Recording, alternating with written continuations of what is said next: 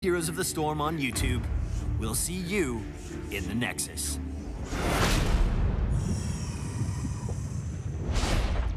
Gale Force Esports defeated Team 8 in Battlefield of Eternity with sick macro play and very smart escapes.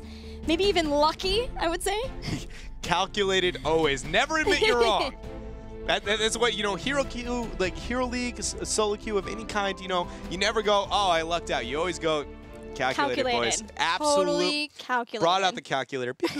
Yep, no, I'm going to make it out of here. It's good. If I fly right now, barrel roll in, take out a keep, and fly out, I've got it. I've got this on lock. Yeah, very much. And it was like a fraction of an inch, but he ended up making it out. But that wasn't the only one. No. Right? The blown out bottom, that one's the cool one where you're like, oh, yeah. But there was about 3 different moments where teammate overcommitted to try and get his side pick to that double global strategy.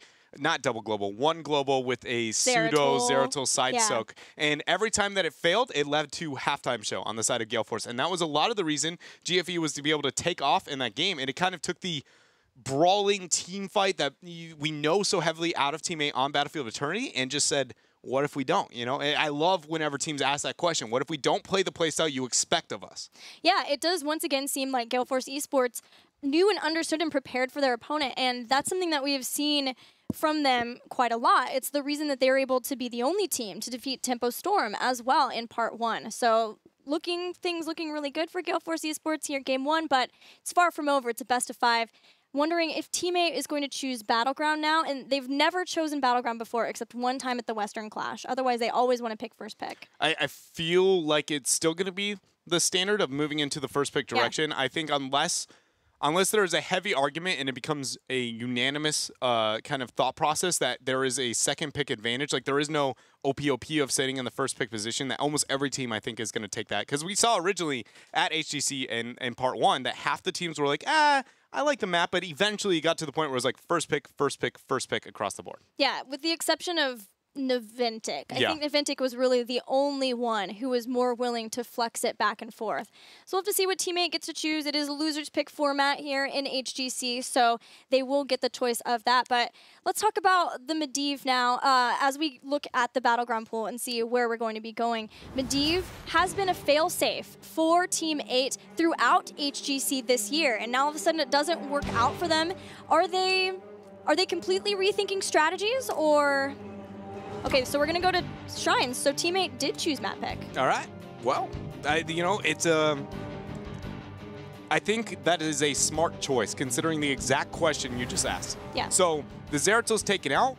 All the Tassadar is removed. Tracer becomes less appealing. And then every other hero outside of Medivh that Glaurung is known to be able to play effectively is removed on Battlefield of Eternity. So what do? You expect Gale Force to target Glaurung once more, but you put it on a map where more heroes are viable in his arsenal than you can focus on, which is going to be adding Kerrigan and Illidan.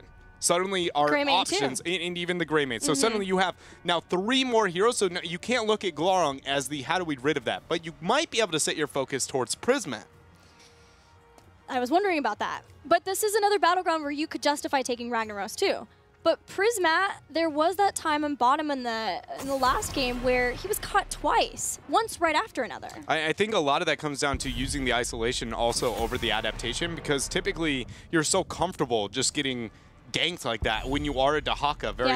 You have 3 HP bars, right? But then suddenly when he has the isolation, one is going to be used, you're going to burrow into the ground, and Arthas is still there saying, you're not going anywhere, pal. And that really ended up hurting them. Talking about the Arthas, though, he sits a little bit higher on his throne. Now is going to be first pick. It's going to complement the map. Probably. So well. I mean, Arthas is insane in terms of objective power right now, but if he does have a map that he complements the map objective, this is going to be it. Yeah, exactly. His Frozen Tempest being on the Shrine. If there is a full melee composition from Team 8, which we've seen them draft quite a lot of melees before, then it's going to be hard for them to feel comfortable moving on to the Shrines because of the Frozen Tempest, the attack speed slows too. And that may dissuade, just straight up picking that Arthas may dissuade a lot of the picks that you had just talked about for Glaurung. I really do like the Greymane. I think he's risen in power since we last saw. Malfurion and Zarya are going to be locked in, though, for Team 8. I still think, you know, Greymane even works on the side of Gale Force. I just think that he since the Western Clash has only gotten better relative to every other damage source, and it is one of his best maps. So I would like to see a higher priority. But we've also, North America's neglected him more than almost every other region in the world.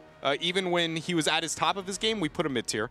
He got nerfed a little bit, and then we kind of, the rest of the world was like, no, he's still got a spot, and we were just kind of like, maybe.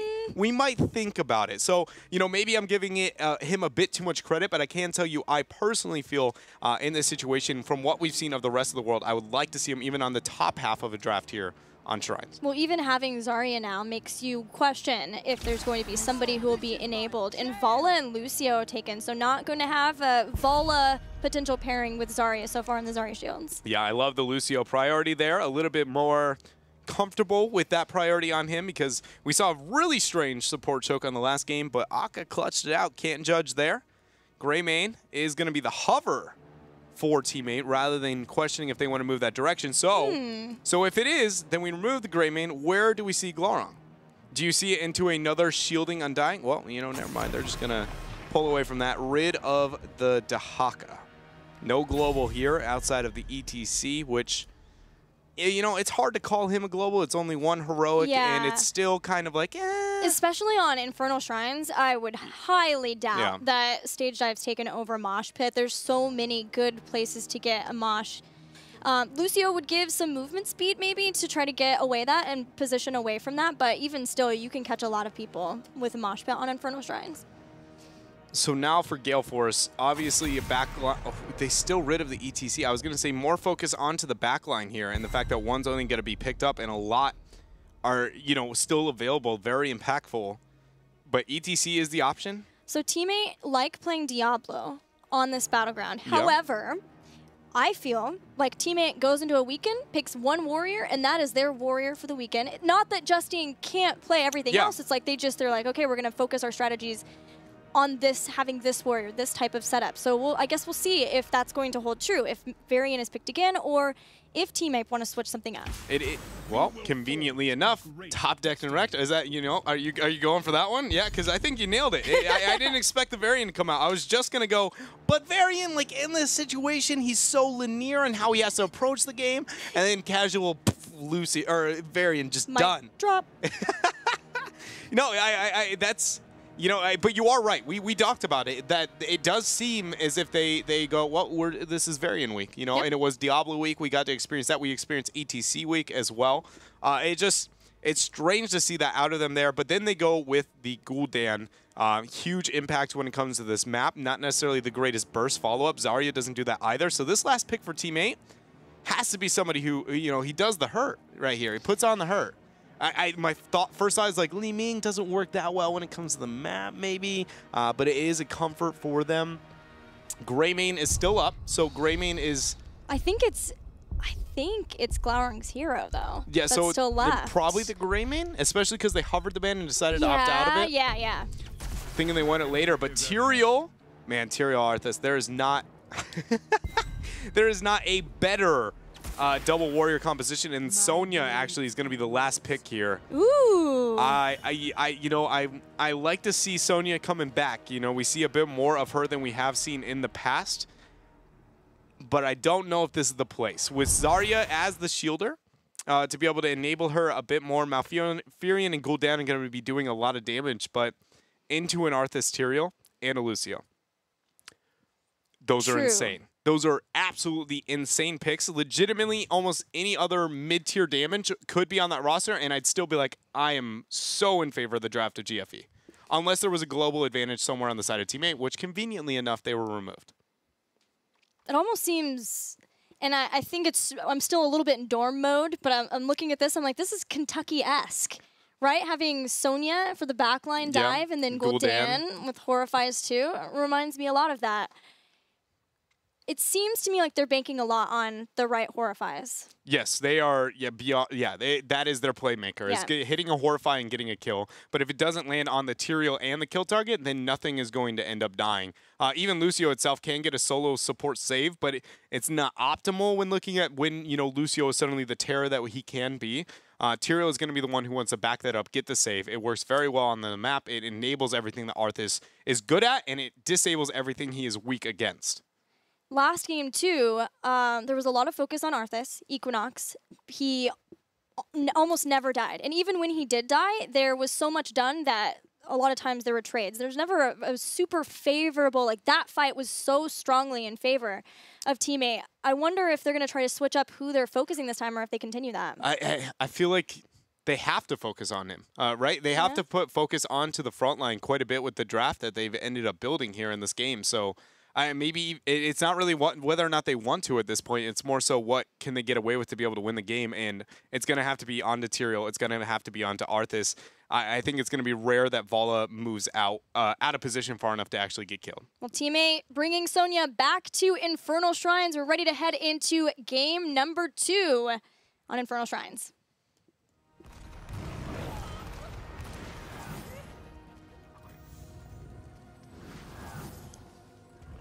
Here we go. On the left-hand side, it's going to be teammate once more. Struggling here in the first game, but, you know, I'm not too worried about their ability to come back here in the series. Q build on the Gul'dan.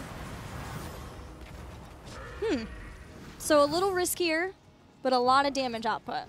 Yes, but into an Arthas, can you really risk that being that close is what it's going to come down to. That's a good question. Malfurion doesn't have the supporting tools, and Zarya is going to be so focused on making sure that Sonya does well, because keep in mind, last time we saw Sonya thrive in this on this map and in this style of play, she also had a burst healer. There wasn't just an enabler with her, she has to have a burst healer as well.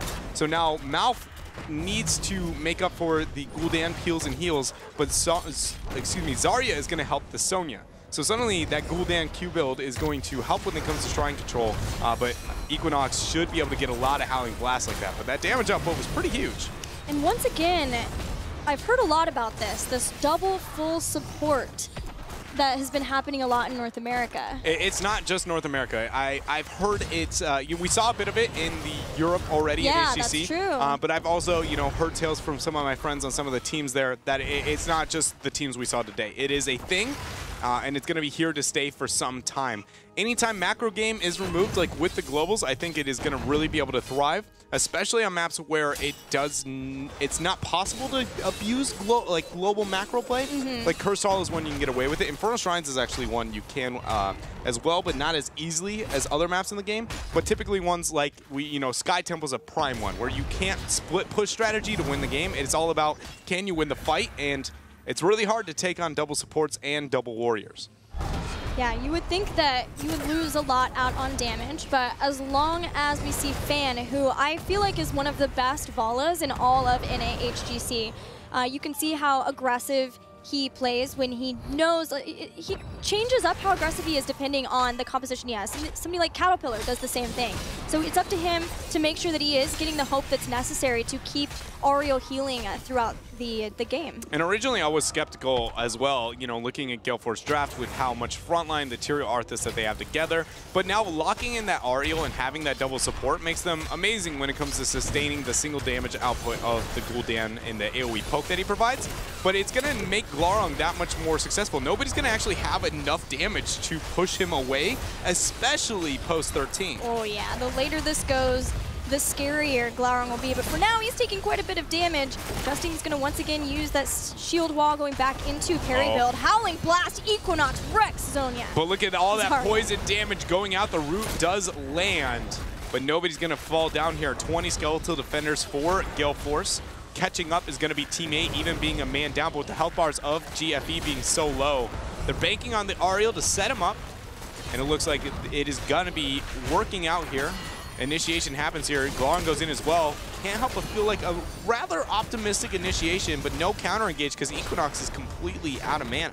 Glaurung has to get back now too, especially because the Punisher is popping his head out of the shrine, getting ready to say hello to the members of Teammate. This will be an Arcane Punisher, but the first of the game, so it is rather weak, and as such, Gale Force is sending one person at least up to soak in the top lane and match Sonya's soaking there. This is interesting to see how this plays out. Again, as you said, I think as this moves to the later parts of the game, that Gul'dan should be able to have a high enough damage output with the Sonya to be a problem, but then it hits 16, and then Lucio. it changes, and then it's Lucio. So, and Ariel too. Yeah, I mean, because she's probably going to get Reservoir of Hope. Yeah, both of them are going to have an extreme amount of AoE supporting into the Gul'dan. Yeah. This is it's a a bit of a problem. That we're going to see if Teammate can figure out, or either one of these teams in this matchup, because both of them have slightly different compositions. Teammate playing the more old meta, if you will. I don't feel confident saying that the double warrior, double support is going to be the meta, but it surely has gained some traction. Yeah, it's almost like Teammate has this specific spike and then Gale Force will jump in. So there's a limited amount of time for Teammate to make it happen. But we'll have to see. I'm really excited to get into the late game. So far, it's been fairly even. Yes, Gale Force got the first Punisher of the game, but no serious structural damage was completed. And Teammate showing why, yet another reason why it's great to draft Sonya. She is able to pick up mercenary camps by herself, go into the jungle and do that. And that leaves more people out to defend versus any pushing that Gale Force Esports wants to get done. I'm really looking forward to the next Shrine phase. That is where, most of the time on this map, unless you do have, again, that global or a heavy siege, which North America has neglected siege compositions for some time. You don't really see much mid-tier or mid-objective play. A lot of it's going to be the focus onto that. And now we get to see a little bit more of Rise out of Gul'dan, hitting that 7 spike, having the less survivability but higher damage output. Suddenly those Qs hit that much harder. Not as much as post 16 because, he starts to chunk there as well. But this is where I feel like Q build suddenly is justified over E build, hitting at the 7 spike. Yeah, and 16 is really where his Hellfire gets especially rampant. Starts ripping through health bars of opponents. But again, lots of area healing for Gale Force, so wondering how that will play out. The next Shrine, though, once again, having Equinox and Arthas sit on top of the Shrine is so nice for Gale Force Esports. It's a hard way for Teammate to try to push in to the Shrine, and especially with Ariel, too. There are so many places where Detainment Strike can all of a sudden be a disaster for Teammates. Yeah, that was a really good follow-up cue there from Mike Udall. The stun lands on the Glarong, Howling Blast. Udall goes in as well, but it might end up costing him a life. A lot of damage, but Ariel there, crowing, clutching it out with the heals. And it looks like this might be another skeleton defender. Goes down, and that is going to be the Punisher here, but Gale Force is not done. Oh, that Howling Blast, Detainment Strike, 2 kills just as the Punisher spawns, and that is going to be way more getting done for Gale Force now. Justin's going to bait this out, uses his shield wall to protect versus some of that damage, but Gale Force are starting to push in. They want to force. That mobility there from Akaface. Equinox moves up. They're going to back out for now, but it will be able to zone them up far enough that that is going to be a free fort, a 10 advantage as well. I'm surprised Tyrael backed out here. This is a moment where I would like to see Gale Force sidewall and just all in with the 10 advantage. They could even maybe net a keep off of that, but the fact that they waited, they even dropped the Syndra. Tyrael's moving. It's a very slow rotation. They finally figured out what they wanted to make happen here, but again, it's a couple seconds, maybe more than a couple. It's a significant amount of time, way too late here. Even with the Cinder going down, it's a pretty big risk. Yeah, the Punisher is all but taken out. The forts, or the keep, still not throwing out damage. Now it is the 20 seconds ending of Cinder goes a Detainment Strike on the keep.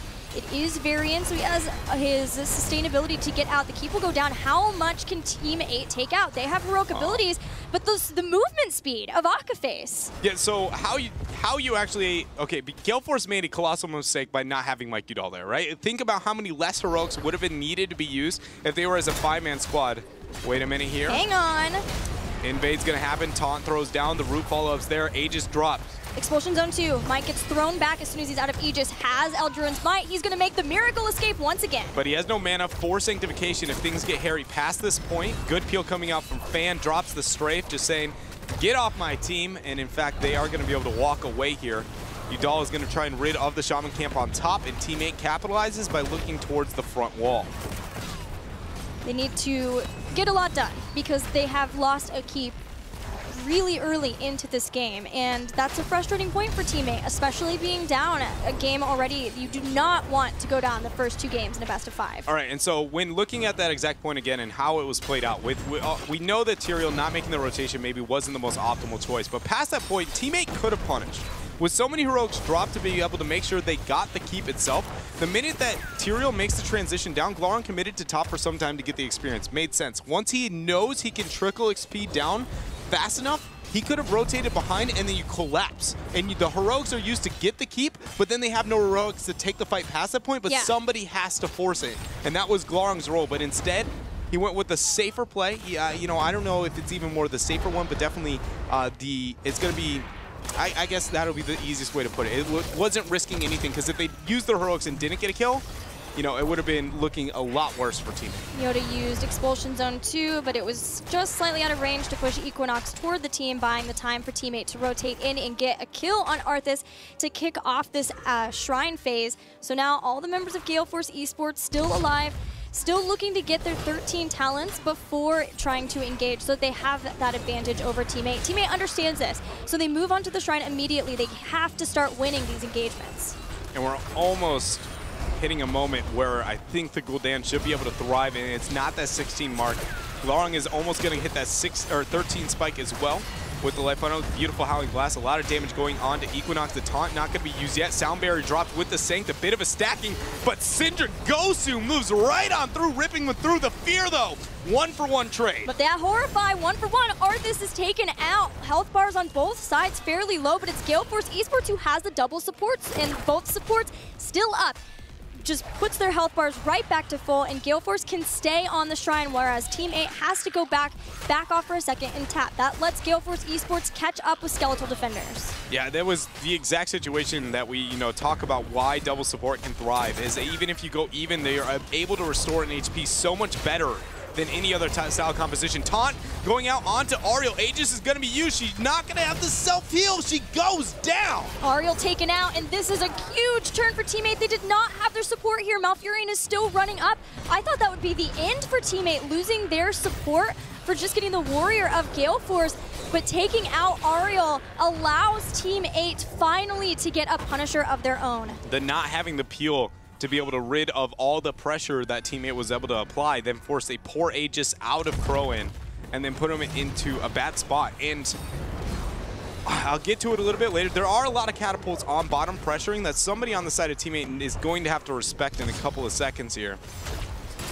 It's about 4 building up, so then the Punisher leaps over the wall. Team 8 looking to move in. They just try to win right here? They can't win. Get a keep? They are desperate for this keep, though. All right, Glarong trying to force off some of the members of Gale Force Esports, scaring them with the sound, the sweet yelling sounds of Wrath of the Berserker. Expulsion zone to zone. This! Syndra drops. The chase is going to be real here. The big Twilight Dream, though, hits 4, and now Udal falls. Before the Sanctification used, you can see Gale Force realizes the catapult's on the core. Let's try and buy some time. They get in the chase. Now the shielding has been removed onto the core, 92%. Gale Force is going to chase down, but I don't know if they have enough 80, tools. 75. The core is still falling. Gale Force doing a fantastic job chasing down Team 8, not letting them back. Finally, Team 8 gets behind a gate, but look at what that time has bought Gale Force. It's 31-27. They do end up making it back. The core will not fall, at least not yet here for Team 8. I'm amazed at the desperation and the decision-making coming out from Team 8. There is no world where an 80% on your core is a winning trade just for a keep, unless you're like 30 minutes into the game and it's your only way to open a win condition. And that is now a shaken form of Team 8. When we talked about their performance at the Western Clash, outperforming every North American team, and then now against Gale Force Esports, dropping game number 1, it does look like, it might be getting to it. That might cost them yet another game here too.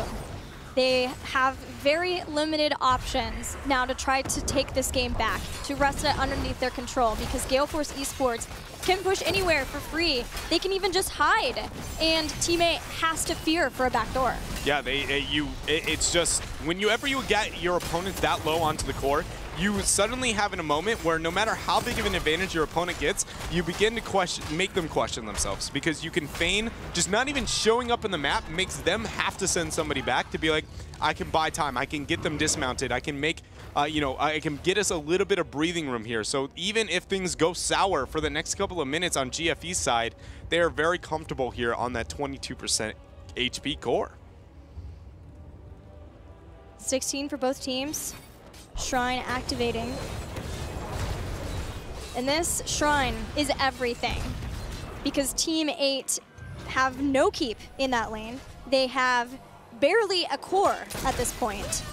Conveniently, though, it is spawning on bottom, and that sounds weird. Hold on a minute. Taunt goes out. Good boop there from Akaface. Yeah, it allows teammate to keep control of the catapults a lot easier than if it were on top. Holy ground, zone's glowering away. But again, Gale Force has found themselves in a position where they're worried about the macro game and just the pressure they can get outward. The pressure up on top, the camp has fallen.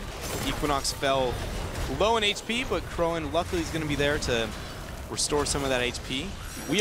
Have we seen a Sanctification in this game outside of the one stack with Sound Barrier? It's just they haven't even needed the Tyrael, at least not yet. Oh, they might need it now, though. That's a beautiful Horrify. Crowan's in a terrible position, but Sandragosa comes in. Gets the peel there. Sound Barrier gonna be dropped. And Sanctification too. Gale Force are trying to jump in now. Twilight Dream buys time for Team 8. 29 to 24 in Skeletal Defenders. That Holy Ground, though, splitting and the follow-up stun from Crowan is going to net the first kill here in this team fight. So 31 Skeletal Defenders still for Team 8. Another Holy Ground splitting Team 8. Yoda is in a bad spot here, and he is going to cost him his life there as well. Udall the entire time barely having any mana, but perfectly using those Qs, setting his team up for what could be victory here with this Punisher. There are only 3 members left for Team 8, but it is now or never. They dive in just as the Punisher is grabbed for Gale Force, and this goes from bad to worse. Now Prismaticism is in a bad spot. He'll be the next to fall. Team 8 losing 4 members of the team. A Punisher and Gale Force Esports move on to the core. Yeah, and you know, it's really just waiting game here. There is no way that they do not end up securing this. And it all comes down to the decision that Team 8 decided to make up on that top keep. Yes. They knew they had more than enough time to respond. They took ages and intentionally neglected that, looking for a way to try and trade up, and that, it didn't. It cost them here a lot in this game, and debatably, honestly, the game. Once again, Gale Force Esports win with great draft, but even more so with their decision making and the way they're able to bait Team 8 into making bad decisions. Yeah, and again, it puts a little bit more emphasis on maybe that macro-oriented play. At least it seems like Gale Force is very comfortable focusing on that, and Team 8 a bit more stuck in their ways, if you will. You know, we saw the Medivh come out for Glorong very early on for Team 8, and we said this might be a new team. You know, we knew Glorong teams were always, what is Glorong's hero pool? How can they build around that? And it seemed like Team 8 was breaking that mold. But then as it moved on, it was like, well, it was just Medivh, and people started to figure that out. And now it kind of feels like they haven't, what's the next step, right? We see the same symptom of almost every other team that we've seen Glorong play on in the past. Yeah, and Team 8 forewent having first pick so that they could pick the Battleground there. So that has to sting a lot to lose on that Battleground specifically. And now Gale Force Esports, though, feeling really good, up 2-0 in the series. We'll see if they can close it out after this.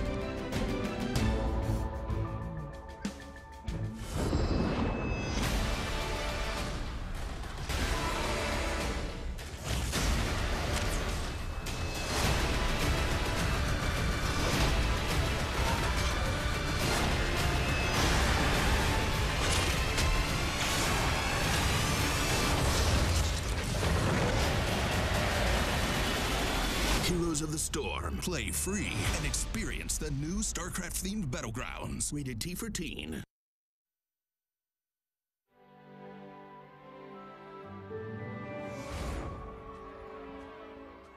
Peace. It has been my life's work. Through honesty and diplomacy, there is no obstacle.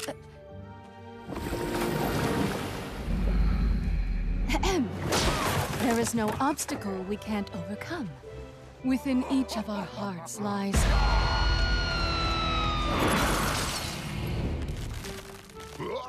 a yearning for peace.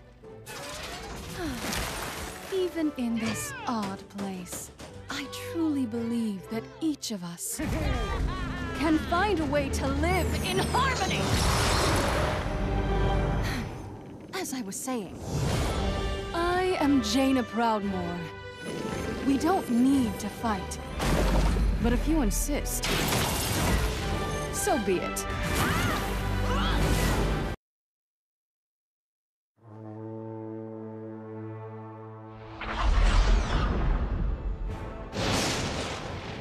We came to this world as exiles and outcasts.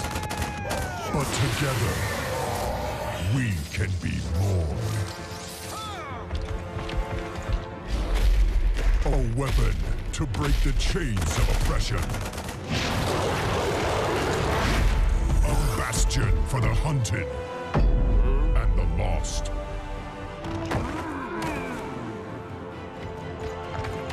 A family bound by blood and honor.